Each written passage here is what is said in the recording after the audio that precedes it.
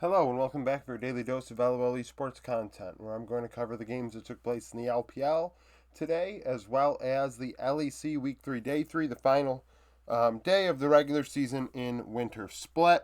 Following that, I'll preview the two series that are going to take place tomorrow in China. Prediction 65 and 35 so far, went 5 and 2 on the day. First, we had Team World Elite and FPX. So, Team We would win 2-1. Fofo was so originally wasn't my MVP, but the stats are hard to ignore.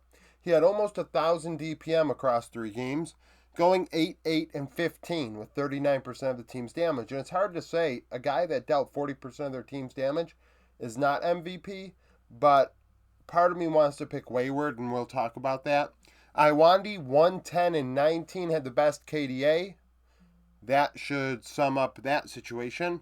Duckdom, 12, 5, 18, 31% of damage in the loss. So, all 3 games, red side significantly ahead in gold. The lowest being game 1, 2.5K at 20 minutes, which I guess isn't all that significant. I forgot about that 20-minute part, and it just reminded me. Yeah, I don't know what the deal was, not wanting to take a turret until after Baron spawned, but that was the case. There's a 33 CS lead at that point in top lane for Wayward over Xiaolahu. Honestly, actually, all 4 areas Team World Elite had a lead the more I look at it now. It was 33, 4, 17, 10. Not very active, although it was a long laning phase. I mean, I only have 1 play each going to top. Team We went to the jungle, and FPX went mid and bot 1 time each. Duckdom on the Xayah had a 2v2 kill alongside Life on Rakan. Life had an interesting trio of games, going from Rakan to Pyke and playing Bard in game 3. Prince on the Varus kept Team We in it, and Fofo would finish it off for the squad. Game 2, just really trying to look at my board here. There's a lot of LEC stuff that transpired today. Game 2 was a blowout for FPX. They had 4K gold at 14 minutes. Like, that's a diffie. There was only a 10 CS lead in each role on the top side, though, and Team World Elite's bot lane had a 37 CS lead, which should say, oh, they should have had a gold lead, but it's just not the case. FPX were very active. They got both Drakes. They went and got some grubs. They went bot lane, got a couple kills. Milky Way was all over the place on the Lee Sin. Care on the Azir, making things happen. Xiaolahu on the K'Sante had 3 solo kills in this one. 1 onto Wayward, and then 2 more when they tried to 2v1 him in the bot lane, and it didn't work out. So, as in Team We tried to 2v1 him in the bot lane. Fofo on Jace, dealing a lot of damage again. That's the nature of it. I mean, I really should have realized it before even looking at the stats that he was dealing all the damage for the team, because he was the one keeping him in it on a Corki, Jace, and then Azir. But FPX were too strong. Xiaolahu was too strong, and they would win game 2. Game 3, FPX had a 2.7k gold lead at the end of laning phase, but Wayward had a 29 CS lead on the Darius, and he is the one that made team fights go for Team World Elite in the mid game when they came back. So 3 times FPX went mid to get Care ahead of Fofo, and that didn't matter because Fofo dealt damage anyways. Care on the Yone trying to make things happen into the Azir Fofo. Prince on the Varus had a 2v2 kill early on in the game. Milky Way played Diana in this one, so they had a Diana-Yone pair going in the jungle mid duo, which is why they went mid as much as they did. 18 CS lead, in actuality, for Care at the end of 13.5 minutes. Wayward on the Darius, though, was the one that, like I said, made things happen for them. He had a key triple kill around Baron Pit that gave Team We the objective, gave them control, and then they would finish it off from there, and I thought that was the turning point, and that's why I made him MVP.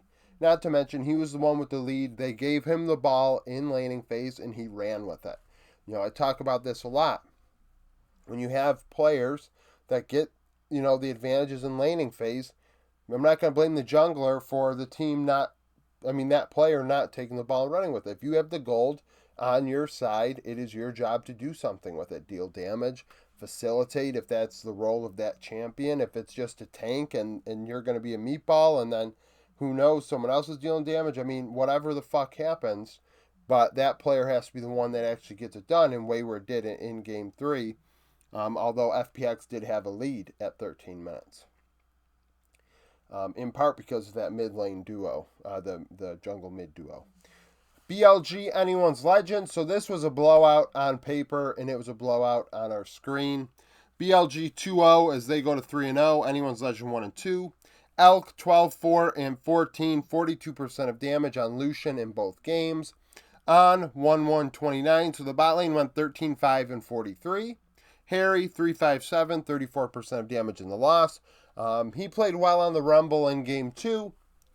The only player I actually wrote down from anyone's legend on my board for being, significantly solid at some point. So, game 1, 19-minute laning phase. BLG had a 2.5k gold lead, so it's not massive. But the CS diff was huge for Shun. He was at 26, and Shun ends up being my MVP, playing Lee Sin and Jarvan at a high level. There wasn't a ton of action in game 1 after 15 minutes. I will say that, I only have 3 minutes of gameplay from the laning phase because I couldn't find a stream that had BLG Anyone's Legend game 1. At least, I've certainly obviously can't find it in English, but I couldn't find it easily on YouTube either to try and catch the beginning of that game. So BLG are in a good spot, but the game was still close at this point, so it's not like I missed the turning point. Elk on Lucian was what really, Elk was on another level in this one, popping Hope in the mouth pretty much every team fight. Knight on the Syndra got a triple kill as the game started really spiraling out of control for Anyone's Legend. He had a double kill earlier on in a team fight before that, but I wasn't going to really put him on here because he wasn't as impactful as Shun and Elk. But after that triple kill, I was like, okay, well, he might have more kills than anybody else on the team at the end of this game, even though this game is already well out of hand. Game 2, it was out of hand at 15 minutes, and that's just be generous. BLG had a 7k gold lead at 15 minutes, 31 CS lead for Bin into Harry. Harry ends up getting a solo kill in this game. That's why his name is on the board on the Rumble. So give him his flowers, I guess, for that. 5 CS lead for Krako over Shun because Shun's on a J4, and that was the only thing Anyone's Legend had. 45 CS lead, though, in the bot lane for the bot lane duo of BLG. Elk on the Lucian again.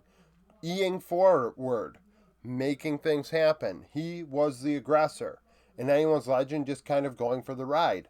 I thought Krako across this series, he wasn't as active as Shun, but I don't think he was really at fault for their problems. This was just a diffie through and through.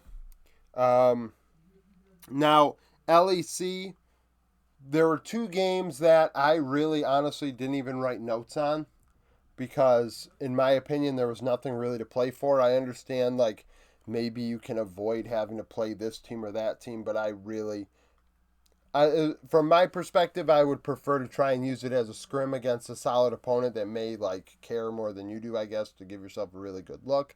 Versus, for instance, the difference between being 3-4 or 6-7. What does that really matter in the pool play for me? So Vitality and Mad Lions, that was the first game listed on the Game of Legends. Now, this was a close game. Douglas on the brand really getting the team ahead, but Mad Lions team fighting, Suppa at the end. Alvaro on the Blitzcrank, a little inty, but he made it work. Mirwin on the Gnar, very sus, in my opinion, but Vitality just as sus. Don't put it past Hilly for a suspicious performance. Vathio, not great positioning at times. It was the Douglas show, and Photon, I'm not even talking about Karzi, I guess. So, Suppa 808, 31% of damage. Frescowi 635. in mid on the Azir, Douglas 648 on the Brand, 28% of damage in the loss.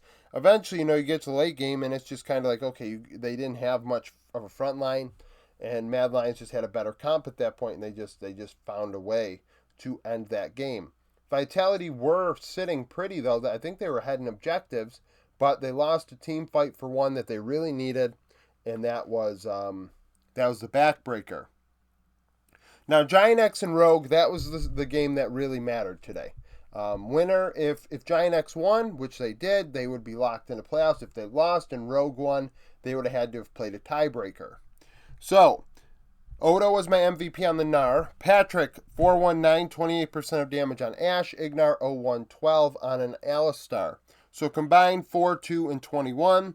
Sisgenda, 452 on a Jace. 39% of the team's damage in top lane. That should sum it up. I thought Rogue, in part, Larson and Comp have been in moments like that. Not actually. You know what? No. They haven't been in moments where they're down at the bottom like this. They have been on bigger stages. And I figured this wouldn't be a big deal for them. But they really didn't show up. Really didn't. Laning phase, Marcoon obviously behind. Peach setting the tempo on Marcoon. That's not a surprise. Peach played a really good weekend of games to get his team in the playoffs. At the end of laning phase at 16-15, there's a 2.4k gold lead. 26 CS lead in mid, 21 CS Diffie in bot lane. Rogue were able to take Grubs and Drakes, but Larson on the LeBlanc, when the game actually started getting into the team fight phase, was not really it. Like, the LeBlanc couldn't get in and make things happen. And Odo on the Gnar had some great ultis. And, I think he had a triple kill in the one fight and then a double kill later on. As, people are dying left and right, and he's finding a way. Jackie's in this game was pretty irrelevant, in my opinion. Laning phase should sum that up. Bot lane, Patrick and Ignar. Like, Patrick had a really good Ashe arrow onto Sisgenda as Odo and he were side laning. That was a little ways away. Ignar had really good zoning on the Alistar. We saw that he utilized his champion well, roaming all over the place. And that is Ignar at his finest. Now, are Giant X going to, rock everybody's world in playoffs? I doubt it, but they got in. BDS KC, this game mattered for BDS. If they lost, which they did, it, might have affected 1-2 seed. I guess maybe it didn't matter, really, in the grand scheme of things. Seiken, 209, 28% of damage in the win. Targamas, 1010 at support. Nuke, 142, 34% of damage in the loss. So, Cabo was my MVP on Olaf. Key team fight in the bot side river that he got a couple kills in, just 8 damage, tanked CC that wasn't going to affect him, and that gave them a team fight win that they needed. Laning phase, they were slightly ahead, about 500 gold, but 17 CS in top, 28 in the jungle, 24 in mid for KC. So BDS not really showing up in this one in the laning phase. Bo finding an opportunity to go mid and bot. Sheo went top in jungle, and it really didn't make a difference. They got a pick in the jungle. 45 CS lead across, 50, we have a 72 CS lead across 3 roles and 11 CS lead for the bot lane of BDS. And Ice has not been that player this year, really, that is going to deal damage for you in 1v9. He is a weak side 80 carry. So, when the team fight started going on, he just didn't have the damage, hence why Nuke ends up leading the team in damage, and KC finding damage from their mid laner and Seiken in a wide spread of damage because it's 28%, right? So they're finding damage from other sources. Bo, very active, getting after Sheo in the laning phase on the Maokai, really setting the tone for this one. KC winning the final 2 games so they don't go winless is, I guess, good for them. Fnatic Heretics, this is the other game that I thought really didn't matter much. Fnatic win, Humanoid 9-2-10, 34% of damage. Oscarin and 507 in top lane. Flacket 225, 41% of damage and loss. Based on what it was, just a quick little thing, is that Heretics look like they are on struggle street. They're not on the same page in the mid to late game. Perks seems off. We could have guessed that yesterday when Kaiser led the team in damage with 28% on the wave support. Not to say that, oh, well, it's a wave, so I guess he can deal damage, but at the same time, it's like, well, you don't want your support dealing 28% of your damage. That's not a good sign. Something's wrong. So, Heretics lose. Fnatic win. Humanoid, again, coming through big time on this meta. I feel like Humanoid's been really good in this meta, although the record is what it is. He, Larson, and Niski, win or loss, are dealing a ton of damage. Hence, Larson didn't do damage today, but, yesterday is 40%. I think the day before could have been as well. SK, it's the same thing. Niski ends up dealing 40% of this team's damage in their loss to G2. And this game mattered because if SK won against G2, I believe a tiebreaker would have taken place for second. But G2 won. They ran them over in the bot lane. It was something fierce. Yike was my MVP. Well, actually, no, Mickey X was my MVP. Hansama 707, 27% of damage. Yike 3014 on a Lilia. Niski 211, 41% of damage in the loss. You can only do so much. Mickey on the Renata, really effective in laning phase. Yike going down and executing some really nice dives. And then Mickey read SK like a book going top lane after a recall that saved BB and kept Irrelevant off the board, which I thought was huge. And really, G2, like I said, took both Drakes. Now SK took both Grubs. And it didn't really matter because G2 had done so much in the bot lane. They're up 4K gold at 13 minutes. CS diff of 27 in favor of Yike in the jungle over Isma. Isma, needs to develop. It is what it is. Obviously, going 5-4 is fine because you had multiple teams going 5-4, and SK, given their rookie jungler and just being a young team in general outside of mid, I think that this result is okay. It's against G2 today. What do you really expect? So, some solid play out of G2 going into playoffs, which,